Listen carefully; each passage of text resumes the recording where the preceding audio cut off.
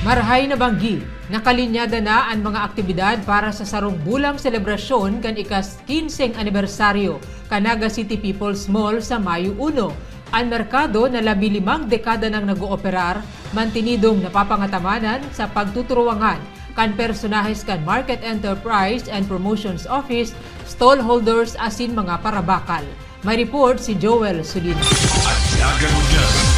57 taon na ang merkado publiko kan Syudad Dignaga na naipatugdok sa pagultanan kan taong 1965 sagkod 1969 na dati inaapod pang supermarket sagkod daging Naga City Public Market na may tulong iskalon na nabumugtak sa laog kang 3.9 hectare pirang mga barangay sa syudad na nasa laog kang CBD1 bago ang rebranding kay ni kang May 1, 2011 sa lindong kayto ni Mayor John Bongat asin inapod na Naga City People's Mall como ini ang mall kang masa na may tagline na presko, dakul, barato, may dagdag na, may tawad pa.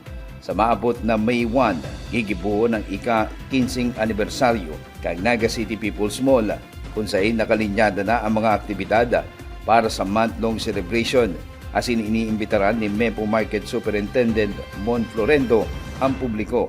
Urog na ang mga parasaod kang NCPM na makisumaro sa selebrasyon. Papartisiparan ang manlain na aktibidad kang mga miyembros kang NABASPED, mga stall vendors, tenants asin mga personahes kang NCPM asin Mepo. Magpuon sa NCPM Zumba Challenge, Thanksgiving Mass, ang ingranding pamahaw kang banwaan. Saraudan sa NCPM, asin ang distribution ka mga eco bags, motorcade and food parade, video hockey challenge Kid Edition, asin ang Peña Francia de Mayo 2026. Sagod sa May 29 na hapon, igibuhon man ang pag-instalar kang heritage marker kang NCPM. Dangan sa banggi ang Grand Socials and Awarding na taon-taon ginigibo. Tradisyonal na ang bilog na May magpuon kang 2011, ginibutan na pong whole month celebration. Ini pong pagpupumirar kang pag-rebrand kang Naga City People's Mall. Ipinaabot man ni Mr. Florendo ang latest update sa status kang Naga City People's Mall na igwaning 1,716 na stalls asin 100% kay ni ang okupado na o igwana ning nag-aarkila. Ang NABASPED consists kang 28 gabos na mga sectoral associations sa merkado na igwaning 1,133 na mga registered stall holders asin 969 na mga registered vendors inside NCPM asin nasa 182 man na mga outside NCPM na mga registered vendors. Igwapang 44 mga seasonal vendors.